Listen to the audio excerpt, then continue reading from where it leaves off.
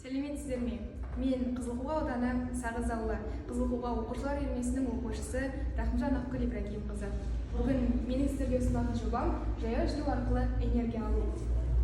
Ендеше жобаның мақсатына тоқталып өтейік. Жобаның мақсаты жаяу жүру арқылы механикалық энергияны пьезоэлементтің көмегімен электр энергиясына түрлендіріп, одан шағын көлемдегі қуаттағыштарды сонымен қоса жарықта ала білу. Ал енді осы жобаның міндеттері қандай? Міндеттері пьезоэлектрлік эффектінің жұмыс принципін теориялық тұрғыда қадағалау, пьезоэлемент пен оған деген қысымның сезімталдығын анықтау, үшіншісі осы қысымнан пайда болатын энергияны өлшеу, төртіншісі энергия арқылы жарықты немесе қуаттағыштарды арттыру, бесіншісі осы бойынша тәжірибе жұмыстарын жүргізу.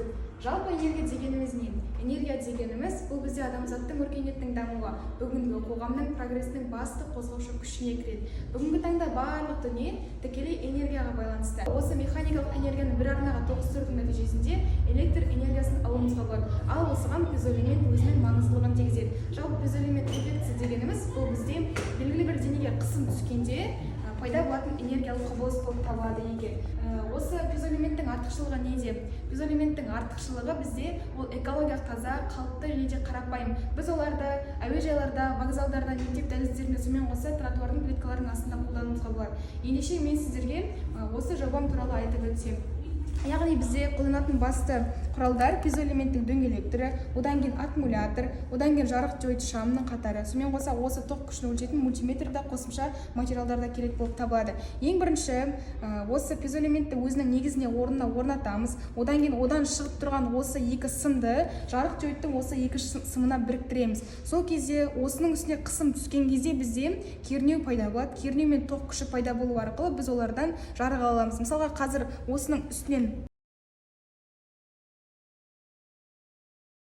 басатын болсақ, олардан осындай кішкентай энергия көзі шығады десек те болады. Яғни бұл тек қана бір қадамнан пайда болады. Ал егер біз осы пьезоэлементті алып, оларды осы аккумуляторға жинақтайтын болсақ, яғни осының үстіне қысым түскен кезде құбылыс деформацияға ұшырайды да, деформацияланған кезде оң теріс зарядтардың барлығы ығыстырылып, кернеу пайда болып, осыған біріктірген кезде бізде тоқ күші пайда болады. Сол кезде тоқ күші осының ішіне жинақталып, соңында біз жинақталған электр жүйесін пайдаланып, мысалға жарықты жағуымызға болады. Мысалға мынаның ішіне біз толтырдық, енді осы арқылы жарық жүйекті жағуымызға болады.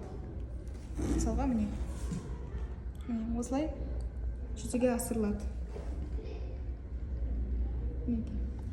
Енді біздің қолымызда қазір 6 вольттық аккумулятор бар, иә? Осы 6 вольттық аккумуляторды толтыру үшін бізге қанша қадам қажет? Осы туралы айтып өтетін болсақ, ол үшін бізге бір қадамның энергиясы қажет. Яғни ол 0,1800 джоульді құрайды. Ал аккумуляторымыздың кернеуі 6 вольт. Аккумулятордың электр энергиясын қалай есептейміз? Энергияның формуласы E тең болады кернеу көбейтілген Q.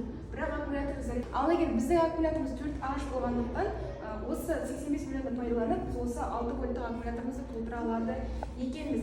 Жалпы осы бойынша біз осы жұмысты жасау үшін осындай процесстердің қатарын орындадық. Пьезоэлементтің қолдану барысындағы тиімділігіне тоқталып өтсек. Жалпы бір пьезоэлементтің бағасы 107 теңгені құрайды. 1 метр квадрат жерге орнатылатын пьезоэлементтердің саны 40 дана. Әр пьезоэлементтің қуаты 0,12 ватты құрайды. 1 метр квадрат жерге 40 данадан 107 теңгеден көбейтетін болсақ, 4280 теңге кетеді. Жалпы шығын 4280 теңге бөлінген метр квадратты құрайды. Әр пьезоэлемент 0,02 ватты өндіреді. Яғни 40-ты 0,02 ваттқа көбейткенде 8 ватт бөлінген метр квадратты құрайды.